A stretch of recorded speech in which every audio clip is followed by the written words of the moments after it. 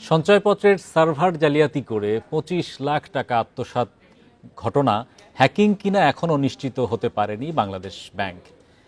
এরই মধ্যে এই বিভাগের ৩ কর্মকর্তাকে সরিয়ে দেওয়া হয়েছে। একই সাথে জব্দ করা হয়েছে সন্দেহভাজন ৩টি ব্যাংক হিসাব। আর সাইবার সিকিউরিটি আইনে মামলা হয়েছে মতিঝিল থানায়।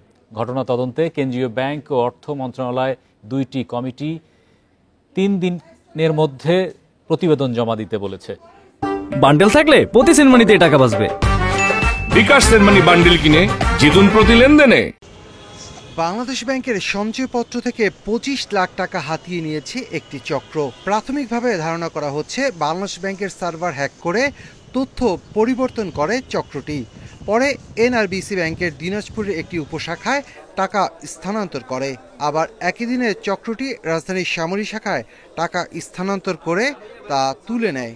একই প্রক্রিয়ায় একই দিনে ডাচ বাংলা ব্যাংকে ৩০ লাখ ও এনআরবিসি ব্যাংকের মাধ্যমে ২০ লাখ টাকার সঞ্চয়পত্র ভাঙানোর চেষ্টা করা হয়। তবে লেনদেনগুলো বন্ধ করে দেয় বাংলাদেশ ব্যাংক। পাসওয়ার্ডগুলো এগুলো কম্প্রোমাইজড হয়েছে বলে প্রাথমিকভাবে বলেছে এবং এই হিসেবে তদন্ত চলছে, যেটা আসলে কোত্থেকে হলো, কিভাবে হলো, সেটা যাতে আমরা উদ্ঘাটন করে সেই মোতাবেক প্রয়োজনীয় ব্যবস্থা নেওয়া যায়।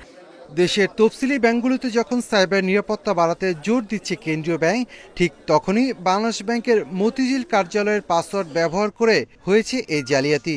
এই ঘটনায় মতিঝিল থানায় হয়েছে মামলা। বাংলাদেশ ব্যাংক থেকে যে সঞ্চয়পত্রের গ্রাহকের তথ্য অটোমেটিক পরিবর্তন হয়ে যাচ্ছে সার্ভার থেকে, বিস্তারিত তদন্ত করে আসামিদের বিরুদ্ধে অবশ্যই আমরা আইনানুগ ব্যবস্থা নেব। গত ২৩ অক্টোবর বাংলাদেশ ব্যাংকের মতিঝিল কার্যালয় থেকে ২৫ লাখ টাকার সঞ্চয়পত্র কেনেন ব্যক্তি। তার ৪ দিন পরে ঘটে সঞ্চয়পত্রের টাকা চুরির ঘটনা। Shafil Alam Sujan, independent news, Dhaka. এ বিষয়ে বিস্তারিত আলোচনায় আমাদের সঙ্গে যুক্ত হচ্ছেন বিআইবিএম এর সাবেক মহাপরিচালক তৌফিক আহমেদ চৌধুরী। জনাব তৌফিক, আপনাকে স্বাগত জানাচ্ছি। আমরা এর আগে দেখেছি যে ব্যাংক হিসাবে জমা রাখা টাকা তুলতে গিয়ে প্রতারিত হয়েছেন অনেক গ্রাহক। এবার সঞ্চয়পত্রের মতো নিরাপদ বিনিয়োগেও এই ধরনের একটি জালিয়াতির ঘটনা সামনে এসেছে। তাহলে জনগণ কোথায় টাকা রাখবে? এমনিতে আমাদের দেশের সেভিংস টুল অনেক কম এখন, কারণ আপনারা জানেন আমাদের দেশের ফাইন্যান্সিয়াল সিস্টেমটাই হচ্ছে ব্যাংক নির্ভর। একমাত্র ব্যাংক ছাড়া তো অন্য কোথাও টাকা রাখার তেমন কোনো জায়গা নেই বা অল্টারনেটিভস নাই। তো এই অবস্থায় যদি আমাদের ব্যাংক ব্যবস্থায় যদি প্রোটেক্টিভ মেজার যদি খুব শক্তিশালী না হয়, তাহলে সাধারণ মানুষ ক্ষতিগ্রস্ত হবে। এই জিনিসটা যদি আমাদের রেগুলেটররা না বুঝে, তাহলে বুঝবেটা কে? আমার কাছে তো এটা একদম হাস্যকর মনে হচ্ছে। একদিন যাবৎ ডিপোজিটররা ক্ষতিগ্রস্ত হচ্ছে, এখন অন্যান্য সেভিংস টুল ওগুলো তো মানুষ যখন টাকা পয়সা রাখে সেখানে যখন তারা আপনার ক্ষতির সম্মুখীন হচ্ছে, তখন মানুষ যাবেটা কোথায়? সেই জন্য তো আমাদের দেশের মানুষ জায়গার প্রতি ঝুঁকে পড়ে, ফ্ল্যাট কিনতে চায়, জায়গা কিনতে চায়, জুয়েলারি কিনতে চায়, কিন্তু ফাইন্যান্সিয়াল ইনস্ট্রুমেন্ট কিনতে চায় না। এখন এই কিছু লোকজন ফাইন্যান্সিয়াল ইনস্ট্রুমেন্টের দিকে আসছে।